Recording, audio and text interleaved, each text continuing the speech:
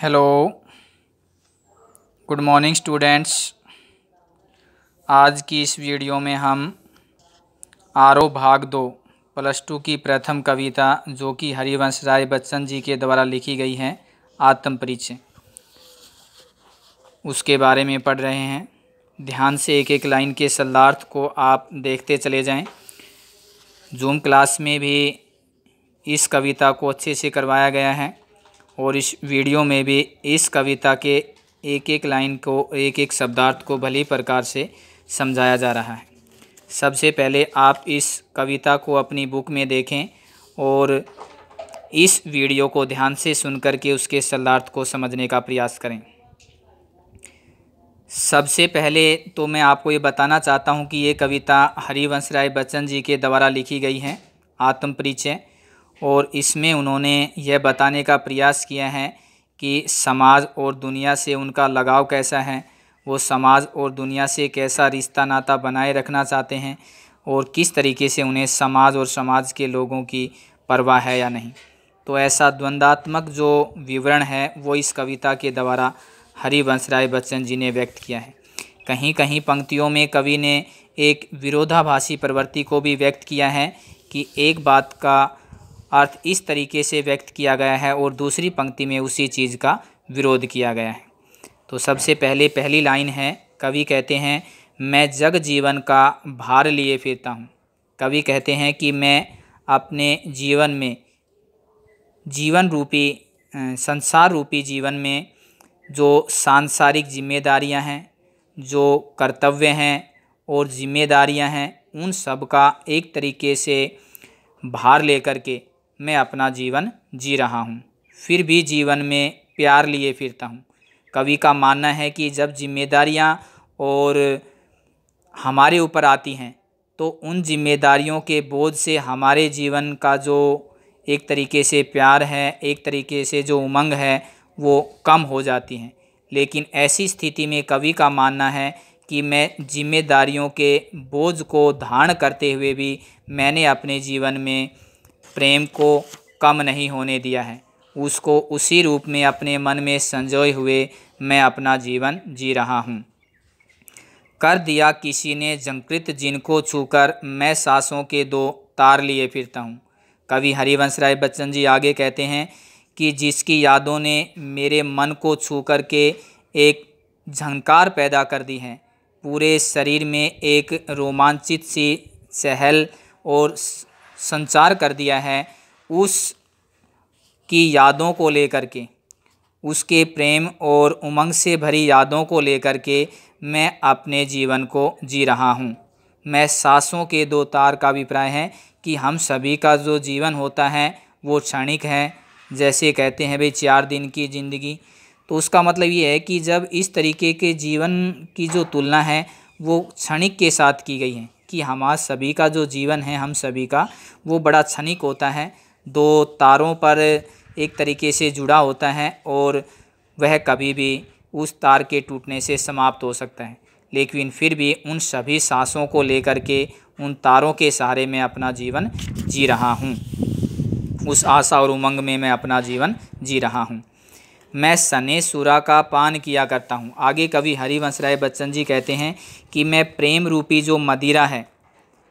उसका पान करता हूँ, प्रेम से भरा जीवन जीता हूँ। मैं कभी न जग का ध्यान किया करता हूँ। मैं इस संसार की कोई परवाह नहीं करता, मैं इस संसार की तरफ कोई ध्यान नहीं देता हूँ। जग पूछ रहा उनको जो जग की गाते, ये जो जग माने संसार, ये सारा संसार जो है वो उसी को पूछता है, उसी को महत्व देता है, उसी को सम्मान देता है जो इस संसार और संसार के लोगों में खोए रहते हैं, इस संसार की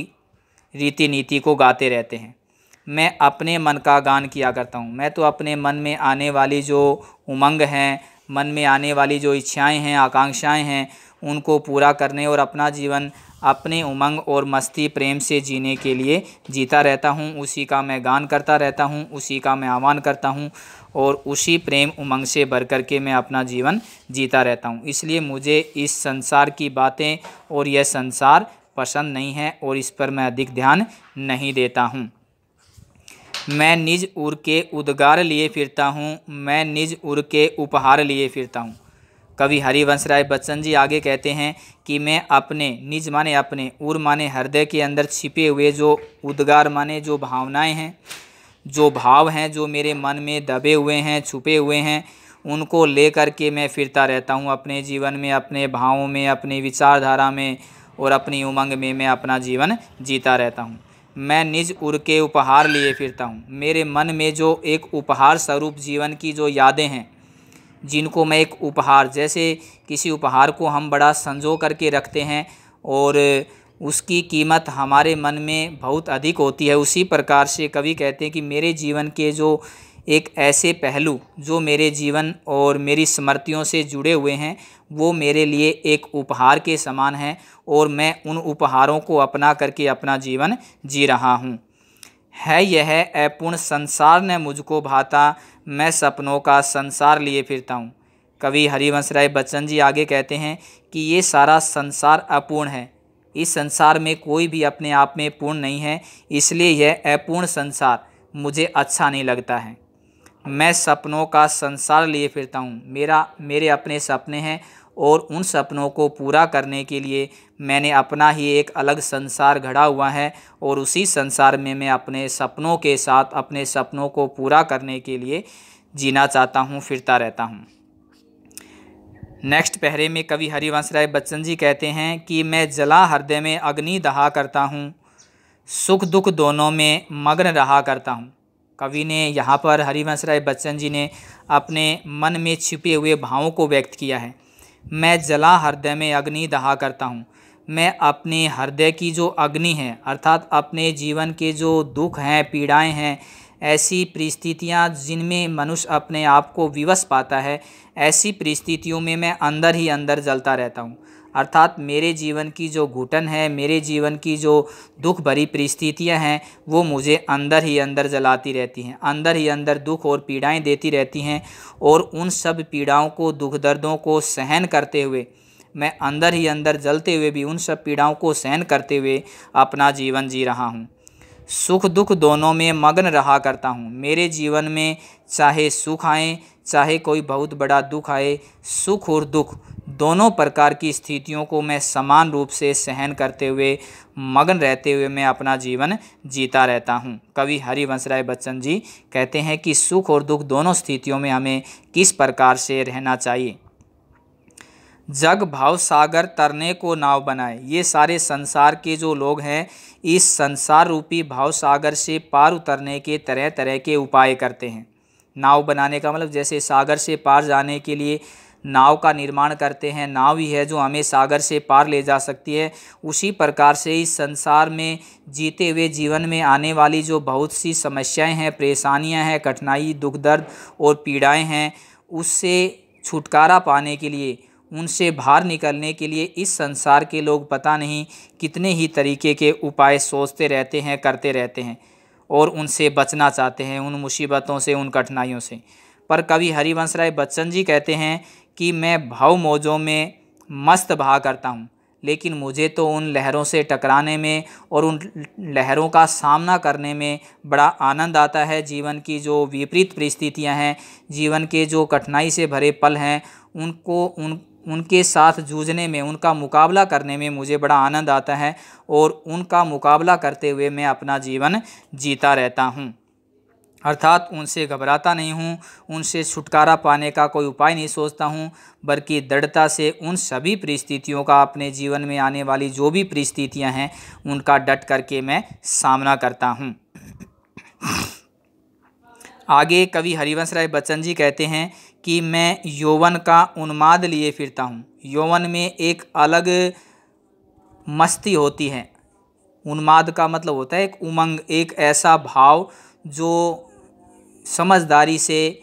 अलग होता है। तो कहता है कि यौवन का उन्माद, एक पागलपन लेकर के,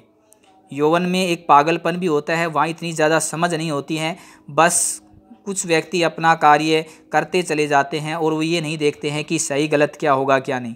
तो वो यौवन की जो एक उमंग होती है, यौवन का जो एक पागलपन होता है, उसका अपना कार्य करना और उसका जो व्यवहार है वो अपना एक अलग ही होता है। और उस स्थिति को कवि हरिवंश राय बच्चन जी यहाँ व्यक्त करते हैं कि मैं यौवन का जो पागलपन होता है उस पागलपन को लेकर के फिरता रहता हूँ। यौवन की मस्ती में किए जाने वाले कार्य, कई बार लोग कहते हैं कि ये तो पागल है, ऐसा नहीं करना चाहिए, नासमझ है, बेवकूफ़ है, इस तरीके की बहुत सी संज्ञाएं उसे सुनने को मिलती हैं। लेकिन वह उन सब की परवाह न करते हुए अपने ही मस्ती में, अपने ही पागलपन में अपना जीवन जीता रहता है। तो कवि भी ऐसा ही भाव अपने भीतर समाये हुए हैं, रखे हुए हैं कि मैं भी अपने यौवन की पागलपन की मस्ती लेकर के अपना जीवन जी रहा हूँ। उन्मादों में अवसाद लिए फिरता हूँ और उस मस्ती में, उस पागलपन में जो दुख का भाव है, क्योंकि देखो यौवन की जो मस्ती होती है, यौवन का जो एक तरीके से उन्माद होता है, पागलपन होता है, उसमें खुशी, प्रसन्नता और मस्ती भरी होती है। लेकिन कहता है कि उस मस्ती में भी, उस उमंग और उत्साह से भरी घड़ियों में भी जो एक अवसाद आ जाता है, एक दुख का भाव जब मेरे जीवन में आ गया है, उस दुख के भाव को लेकर के भी मैं अपना जीवन जी रहा हूँ। उस दुख से भी मैंने समझौता किया है, उस दुख को भी मैंने अपने जीवन में झेला है। जो मुझको बाहर हंसा रुलाती भीतर, मैं हाय किसी की याद लिए फिरता हूँ। और कवि यहाँ पर अपनी उस पीड़ा और उस दुख दर्द को उड़ेल देना चाहते हैं जो उनकी पत्नी से उनके मन में पैदा हुआ है। पत्नी की मृत्यु के पश्चात जो उनके मन में दुख और पीड़ाएं उत्पन्न होती हैं, उन दुख, पीड़ाओं और पलों को कवि ने इस प्रकार से व्यक्त किया है कि उस समय जो उसकी दुख की स्थिति है, उसकी जो वेदना है, उसको केवल वही और उसका मन ही समझ सकते हैं। तो कवि यहीं पर उसी बात को, उसी प्रसंग को कहीं आगे बढ़ाते हुए व्यक्त करते हैं कि जो मुझको बाहर हंसा रुलाती भीतर, मैं हाय किसी की याद लिए फिरता हूँ। मेरी अपनी पत्नी की बहुत सी ऐसी यादें हैं जो मेरे मन में संजोए हुए हूँ, मैं मेरे मन में बसी हुई हैं और मैं उन यादों को लेकर के मैं अपना जीवन जी रहा हूँ। बाहर हंसा रुलाती भीतर का तात्पर्य है कि मुझे इस संसार के लोगों के सामने कहीं ना कहीं हंसने का अभिनय करना पड़ता है, नाटक करना पड़ता है, लेकिन वास्तव में मेरे भीतर बहुत ज़्यादा दुख और पीड़ा के भाव जो हैं वो भरे हुए हैं, जो अंदर ही अंदर मुझे पीड़ा देते हैं, मुझे रुलाते हैं और मुझे दुख देते हैं। और उन सभी को मैं अपने जीवन में बसा करके, क्योंकि वो अपनी पत्नी की जो यादें हैं, बातें हैं, उनको भूलना भी नहीं चाहते हैं, और जब उनको याद करते हैं तो उन्हें अत्यधिक पीड़ा और दुख का सामना करना पड़ता है, रोदन का सामना करना पड़ता है। और उन सब को याद रखते हुए भी अपनी उस जीवन की यादों को, कहीं ना कहीं घटनाओं को मन में संजो करके कवि कहते हैं कि मैं उनकी यादों के सहारे ही अपने जीवन को बिताना चाहता हूँ, काटना चाहता हूँ। नेक्स्ट पेज पर आते हैं हम। कर यतन मिटे सब, सत्य किसी ने जाना, नादां वही है हाय जहाँ पर दाना। कवि यहाँ पर हरिवंश राय बच्चन जी इस संसार की जो स्थिति है उसको व्यक्त कर रहे हैं कि इस संसार में बहुत से लोग सत्य को जानने के लिए मिट गए। अर्थात सत्य, इस संसार की सच्चाई क्या है, आत्मा परमात्मा क्या है, उसका वास्तविक रहस्य क्या है, इस संसार की इस सच्चाई को जानने के लिए, इस सत्य को जानने के लिए, आत्मा परमात्मा और जीवन की नश्वरता, अनश्वरता और जन्म मरण के बंधनों को विस्तार से जानने के लिए, इस सत्य को जानने के लिए कि वास्तव में यह सत्य क्या है, वास्तव में जीवन की सच्चाई क्या है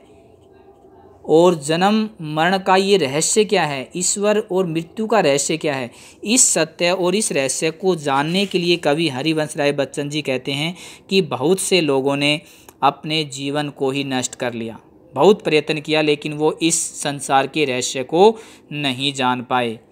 नादां वही है हाय जहाँ पर दाना, क्योंकि इस संसार में आपको नादान, नासमझ भी मिलेंगे, मूर्ख भी मिलेंगे और दाना, समझदार भी मिलेंगे, बुद्धिमान भी मिलेंगे। और इसी से यह सारा संसार बना हुआ है, समझदारों से और नासमझों से, बुद्धिमानों से और बुद्धिहीनों से, सभी से ही ये संसार बना हुआ है। फिर मूढ़ ने क्या यह जग, जो इस पर भी सीखे। तो कहता है कि फिर अगर ऐसी बात है तो इस संसार के लोग, यह संसार क्या पागल नहीं है, जो अब भी कुछ न कुछ सीखना चाहता है, अब भी उस सत्य को पाना चाहता है, अब भी उस सत्य के लिए संघर्ष कर रहा है जिस सत्य को आज तक कोई नहीं जान पाया है। बल्कि कवि यहाँ पर अपना एक अलग विचारधारा व्यक्त करते हैं हरिवंश राय बच्चन जी। मैं सीख रहा हूँ सीखा ज्ञान भुलाना, और मैं चाहता हूँ कि मैंने जो भी ज्ञान प्राप्त किया है उसको मैं किस प्रकार से भुला सकता हूँ, कैसे मैं उसको अपने जीवन से दूर कर सकता हूँ। वो ऐसा क्यों करना चाहते हैं कि अपने सीखे हुए ज्ञान को भुलाना चाहें। वो अपने सीखे हुए ज्ञान को इसलिए भुलाना चाहते हैं कि उन्हें लगता है कि वो सत्य को तो जान ही नहीं पाए हैं, और जो जाना है वो सत्य है ही नहीं, तो उसको जान करके फ़ायदा क्या है। इसलिए वो चाहते हैं कि जो कुछ मैंने सीखा है वो अपने आप में पूर्ण नहीं है, और जब अपने आप में पूर्ण है ही नहीं तो उसको याद रखने से और उसको अपने जीवन में बनाए रखने से क्या फ़ायदा हो सकता है। इसलिए कवि चाहते हैं कि संसार के लोग तो कुछ ना कुछ सीखने के लिए, नया ज्ञान प्राप्त करने के लिए, सत्य को जानने के लिए कुछ ना कुछ सीखते रहते हैं, करते रहते हैं, बल्कि मैं तो सीखे हुए ज्ञान को भी भुलाने का प्रयास कर रहा हूँ। मैं और जग और कहाँ का नाता, मैं बना बना कितने जग रोज मिटाता। जग जिस पृथ्वी पर जोड़ा करता वैभव, मैं प्रति पग उस पृथ्वी को ठुकराता। कवि हरिवंश राय बच्चन जी आगे कहते हैं कि मैं और हूँ, और अर्थात मैं अलग प्रवृत्ति का हूँ, मेरी अपनी विचारधारा अलग है, और इस संसार की विचारधारा और इस संसार की जो प्रवृत्ति है वो अलग है। और जब हमारी विचारधारा और प्रवृत्ति जब एक समान नहीं है तो हमारा अर्थात मेरा और इस संसार का रिश्ता कैसे बन सकता है, कैसे जुड़ सकता है। क्योंकि किसी से जुड़ने के लिए हमारी जो भावनाएं हैं, विचारधारा है, वो एक होना और ज़रूरी होता है। तो इसलिए कवि का मानना है कि मेरी अपनी विचारधारा और संसार की अपनी विचारधारा दोनों अलग अलग हैं, इसलिए हम दोनों में कोई रिश्ता भी नहीं हो सकता है, संबंध भी नहीं हो सकता है। मैं बना बना कितने जग रोग मिटाता। कवि हरिवंश राय बच्चन जी कहते हैं कि पता नहीं मैंने कितने ही इस प्रकार के जो संसार हैं वो अपने मन में बनाए हैं, रोज़ रोज़ बनाता रहता हूँ, मिटाता रहता हूँ। जग जिस पृथ्वी पर जोड़ा करता वैभव, इस संसार के लोग इस पृथ्वी पर आकर के कितने ही धन का और वैभव को जोड़ना चाहते हैं, रुपया पैसा कमा करके इकट्ठा करना चाहते हैं, किंतु मैं प्रतिपग, मैं हर पल इस पृथ्वी को ठुकराता। बल्कि मैं तो हर पल इस पृथ्वी को ही ठुकरा देना चाहता हूँ, इस पृथ्वी से अपने रिश्ते नातों को ही ठुकरा देना चाहता हूँ। क्योंकि पत्नी के वियोग से उनके मन में जो एक इस संसार के प्रति वियोग का भाव पैदा हुआ है, वह भाव कहीं ना कहीं यहाँ पर प्रकट किया जा रहा है कि उसे इस संसार का वैभव, इस संसार के रुपये पैसे और इस संसार से कोई लगाव नहीं रह गया है। इन सब को ठुकरा करके और वह अपनी यादों में और अपनी स्मृतियों में खो करके अपना जीवन जीना चाहते हैं। आगे कवि हरिवंश राय बच्चन जी कहते हैं, मैं निज रोदन में राग लिए फिरता हूँ, शीतल वाणी में आग लिए फिरता हूँ, हो जिस पर भूपों के प्रासाद निछावर, मैं वह खंडहर का भाग लिए फिरता हूँ। कवि हरिवंश राय बच्चन जी कहते हैं कि मैं निज रोदन में, मेरे जो दुख दर्द है, मेरी जो पीड़ाएं हैं, उसमें एक राग लेकर के फिर रहा हूँ। अर्थात मैं जो मेरी पीड़ाएं हैं, मेरे जो दुख दर्द हैं, उनको एक कविता के माध्यम से, रचनाओं के माध्यम से जब मैं व्यक्त करता हूँ तो इस संसार के लोग उसको राग समझते हैं। तो कहता है कि मैं अपने रोने में भी एक अलग अंदाज, एक अलग राग लेकर के फिर रहा हूँ, और अपनी शीतल वाणी में आग लिए फिरता हूँ। शीतल वाणी, मधुर वाणी, और आग का अर्थ है कहीं ना कहीं उसमें छुपे हुए एक विध्वंस, क्रांति और विरोध के भाव। अर्थात कवि ऊपर से कहीं ना कहीं शीतल दिखाई देता है, मधुर दिखाई देता है, लेकिन उसके मन में विचारों की उथल पुथल है, उसके विचारों में विद्रोह की भावनाएं हैं, और उस उथल पुथल और विद्रोह की भाव को यहाँ पर आग की संज्ञा दी गई है। जिस प्रकार से आग से सब जल उठते हैं, दूर भागते हैं, उसी प्रकार से जीवन के जो ऐसे भाव होते हैं जो हमारे जीवन में उथल पुथल मचाते हैं, हमारे जीवन को दुख और पीड़ाओं से भर देते हैं, ऐसे भाव से सभी दूर रहना चाहते हैं। तो कहता है कि ऊपर से मैं अपनी वाणी को मधुर और शीतल बनाई हूँ, लेकिन मेरे अंदर जो है वो विचारों की उथल पुथल और विचारों की जो ज्वाला है, क्रांति है, वो बसी हुई है, और उसको लेकर के मैं अपना जीवन जी रहा हूँ। हो जिस पर भूपों के प्रासाद निछावर, भूप होते हैं राजा, जिसके ऊपर बड़े बड़े राजाओं के महलों को भी मैं नौछावर कर सकता हूँ, मेरे पास अगर वो खंडहर है तो उस खंडहर को लेकर के मैं अपना जीवन जी रहा हूँ। अर्थात यहाँ पर कवि बताना चाहते हैं कि खंडहर होता है टूटी फूटी अवस्था में जो मकान होता है, घर होता है या महल होता है, जो टूट फूट जाता है और रहने लायक नहीं होता है। अर्थात उसका किसी की दृष्टि में कोई महत्व नहीं रह जाता जब वो टूट फूट गया तो। लेकिन कहता है कि जैसी भी मेरा अपना जीवन सुख समृद्धियों से प्रसन्नताओं से तो भरा हुआ नहीं है, आलीशान महल के समान तो अब मेरा जीवन नहीं रहा पत्नी की मृत्यु के पश्चात, लेकिन जो भी एक खंडहर के समान यादें रह गई हैं, भले ही मेरे जीवन की प्रसन्नता, खुशी और आनंद के पल बिखर गए हों, टूट फूट गए हों, लेकिन जो भी यादें रह गई हैं वो यादें राजाओं के बड़े बड़े महलों से कहीं बहुत ज़्यादा बढ़कर हैं और उन्हें मैं अपने जीवन में अपनाए रखते हुए अपने जीवन को जीना चाहता हूँ। मैं रोया इसको तुम कहते हो गाना, मैं फूट पड़ा तुम कहते हो छंद बनाना। क्यों कवि कहकर संसार मुझे अपनाए, मैं दुनिया का हूँ एक नया दीवाना। कवि हरिवंश राय बच्चन जी इसमें व्यक्त करते हैं कि मैं रोया, अर्थात मैंने अपने जीवन की जो पीड़ाएं हैं उनको कविताओं के द्वारा, अपने साहित्य के द्वारा व्यक्त किया, तो इस संसार के लोगों को लगा कि मैं कोई नया गाना या नई कोई कविता लिख रहा हूँ। मैं फूट पड़ा, मैंने अपनी और अधिक पीड़ाओं को जब उस पर व्यक्त किया और ज़्यादा गहराई से मैंने अपनी भावनाओं को, अपनी पीड़ाओं को कविताओं में, अपनी रचनाओं में व्यक्त किया, तो अन्य पाठकों को, अन्य लोगों को लगा कि मैं कोई छंद बनाने के लिए, मैं अपनी कविता को सजाने के लिए इस प्रकार के उपमानों का, इस प्रकार के प्रतीकों का प्रयोग कर रहा हूँ, मैं कोई छंद बना रहा हूँ और इसलिए मैंने ऐसी पीड़ा को वहाँ पर व्यक्त कर दिया है, जबकि मैं तो अपने जीवन के दुख और पीड़ाओं को व्यक्त कर रहा था। क्यों यह सारा संसार मुझे एक कवि मान करके अपनाना चाहता है, ये क्यों नहीं मानता है कि मैं भी संसार का एक आम साधारण नागरिक हूँ, एक आम आदमी हूँ और मेरी जीवन की भी अपनी विपदाएं हैं, मेरे जीवन के भी अपनी कुछ स्मृतियाँ हैं, मेरे अपने जीवन के भी बहुत से ऐसे पल हैं जो इस प्रकार से दुख और पीड़ाओं से भरे हुए हैं और उनको जब मैं व्यक्त करता हूँ तो कवि उसको, अन्य लोग जो हैं उसको केवल एक कवि की दृष्टि से देखते हैं कि कवि ने अपनी कविता में कुछ लिखा है।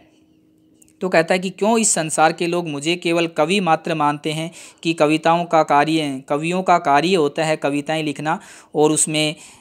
तरह तरह के उपमान और प्रतीक और बिंबों का डालना, उसको इस तरीके से व्यक्त करना जिससे पाठक उससे पढ़कर प्रभावित हो सकें।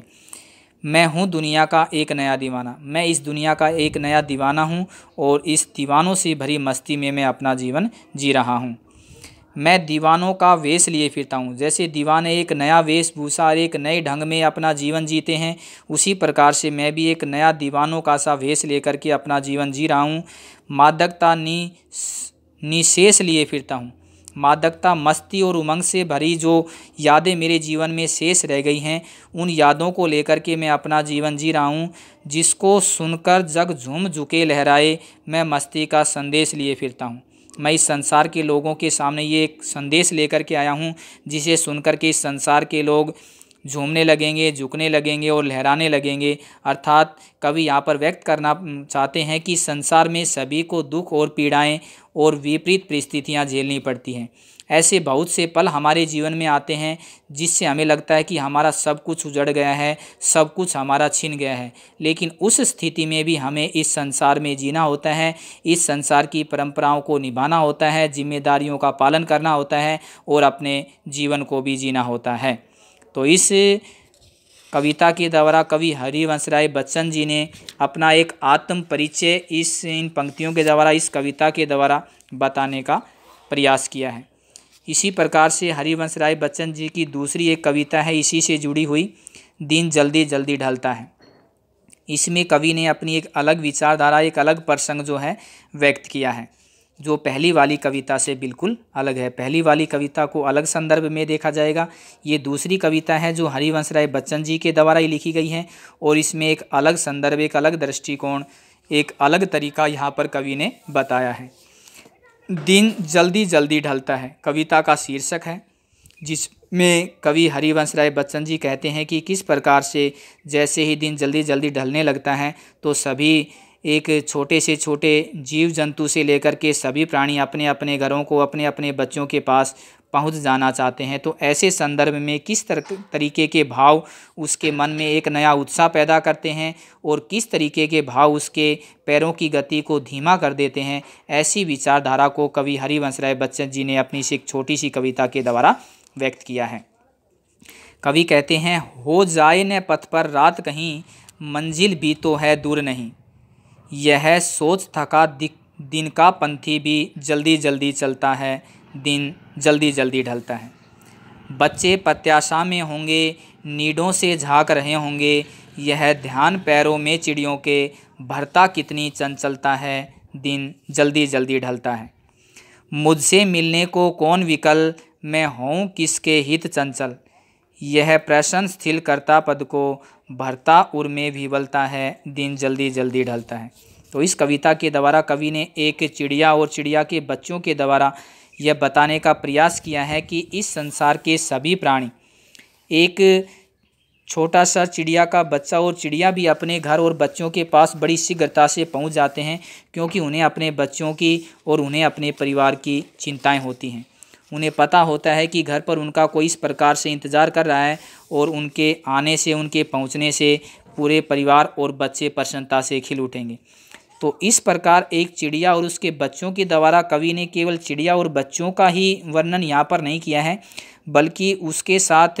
कहीं ना कहीं दूसरी ओर कवि ने अपनी स्थिति को भी यहाँ पर व्यक्त किया है और इस संसार के उन सभी लोगों की स्थितियों को भी व्यक्त किया है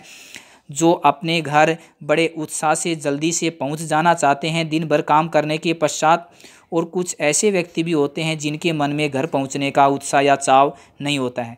तो वो किन किन संदर्भों में और किन किन परिस्थितियों में ऐसा भाव लोगों के मन में आता है, वो इस कविता के द्वारा कवि ने व्यक्त किया है, हरिवंश राय बच्चन जी ने। कवि कहते हैं, एक चिड़िया और उसके बच्चों का उदाहरण देते हुए, हो जाए न पथ में रात कहीं, कहीं ऐसा न हो कि रास्ता पार करते करते और रात गिरा जाए, मंजिल भी तो है दूर नहीं। और उन्हें मंजिल का मतलब है अपना घर, अपना घोंसला। उन्हें लगता है कि बहुत ज़्यादा दूर नहीं है, और दिन भर वो अपने बच्चों के लिए दाना चुगा लेने के लिए दूर दूर तक चली जाती हैं चिड़िया, और दूर दूर से अपने बच्चों के लिए दाना चुगा लेकर के आती हैं। तो किस प्रकार से उन्हें लगता है कि वो कितनी दूर तक निकल आई हैं, उनके बच्चे घोंसलों में होंगे, उनकी प्रतीक्षा कर रहे होंगे, इंतज़ार कर रहे होंगे, और किस प्रकार से जब वो उनके पास पहुँचेंगे तो उनके बच्चे, चिड़िया के जो बच्चे हैं वो प्रसन्नता से खिल उठेंगे। तो इस प्रकार का जो भाव है वो चिड़िया के मन में, चिड़िया के जो पंख हैं उनमें एक नई ऊर्जा, एक नई स्फूर्ति का संचार करता है। तो उन्हें लगता है कि कहीं रात न हो जाए, कहीं दिल न ढल जाए, जल्दी जल्दी से उड़ करके और वे अपने घोंसलों में अपने बच्चों के पास पहुंच जाए। उसे लगता है कि मंजिल कहीं बहुत ज़्यादा दूर नहीं है, वह तुरंत ही अपने घोंसले पर अगर एक तरीके से पूरी उमंग से, उत्साह से और चाव से उड़ेगी तो शीघ्र ही वह अपने घोंसले तक पहुँच जाएगी। मंजिल भी तो दूर नहीं, उसे लगता है कि उसकी जो अपनी मंजिल है, उसका जो अपना घोंसला है, घर है, वो बहुत ज़्यादा दूर नहीं है। यह सोच, यह विचारधारा, थका दिन का पंथी भी जल्दी जल्दी ढलता है। और दिन भर परिश्रम से करने से जो एक थकान होती है, उस थकान को भी वह उस पल भूल जाता है और बड़े उत्साह के साथ, बड़ी उमंग के साथ, स्फूर्ति के साथ जल्दी जल्दी चल के, जल्दी जल्दी उड़ते हुए वह अपने घोंसले और घर पहुंच जाना चाहती है। उसे लगता है कि कहीं दिन जल्दी जल्दी न ढल जाए, कहीं रात न हो जाए, और जो उसके अपने बच्चे घोंसले से उसकी प्रतीक्षा कर रहे हैं कहीं वो बेचैन न उठे, इसलिए वो तुरंत अपने घोंसलों में अपने बच्चों के पास पहुंच जाना चाहती है।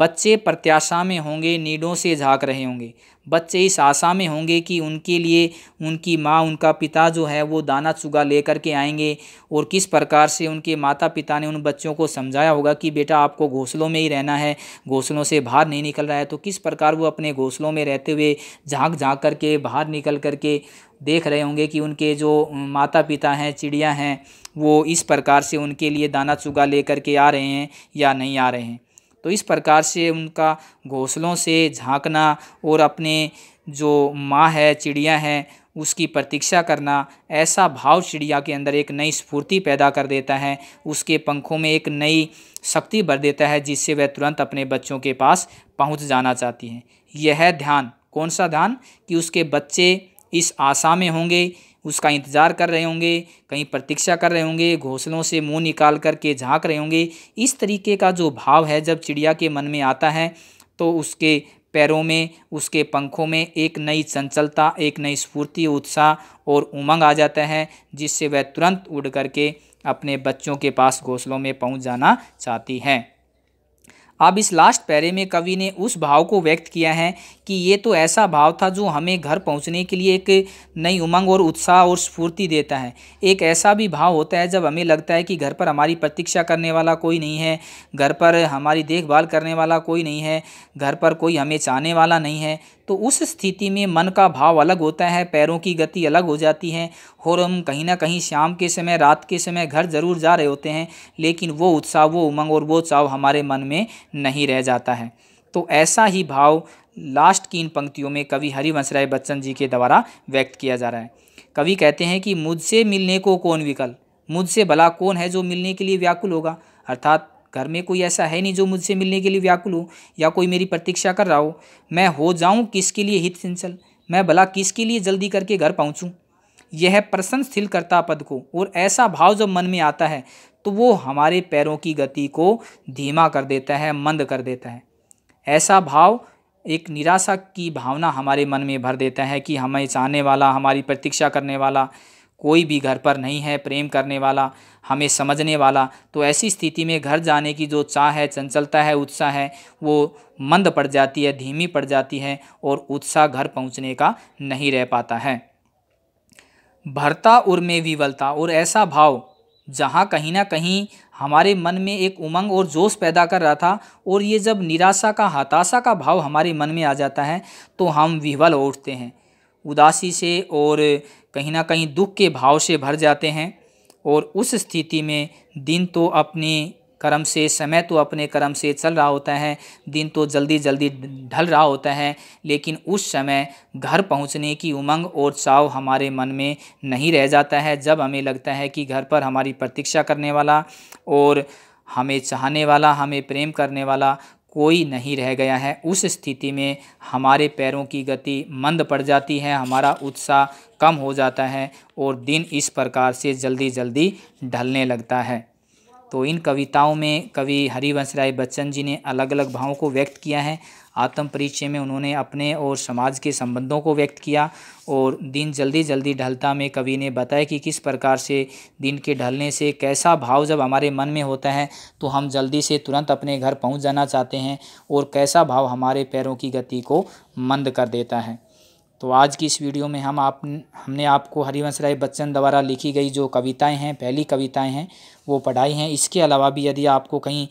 इस कविता की कोई लाइनों में, शब्दार्थों में भी अगर कहीं कोई परेशानी या दिक्कत नज़र आती है तो आप जूम क्लास में जुड़ करके डिस्कस कर सकते हैं, पूछ सकते हैं। Thank you.